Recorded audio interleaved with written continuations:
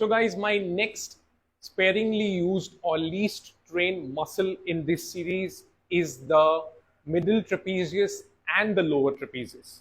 Now I have combined these two muscles because in the trapezius group, and I've said this before as well in my videos, the upper trapezius takes a major chunk or the limelight, and the middle and the lower trapezius are many a times ignored.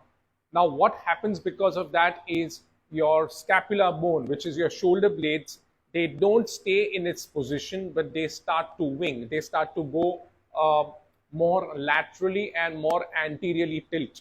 Of course, there are other reasons as well. And eventually, when a person is internally rotated, that's when you know for a fact that this person's middle trapezius and the lower trapezius are not firing, or they are not working properly. Many times people argue with me that, sir, many times I do the rowing exercise. So just because I'm doing the rowing exercise, those muscles are being trained. But people forget to understand that if you are not activating these muscles in shoulder extension movement, you are only and only training your extremely superficial muscle, which is your latissimus dorsi, but you're not letting those two muscles, smaller muscles, contract and strengthen to hold the scapula together.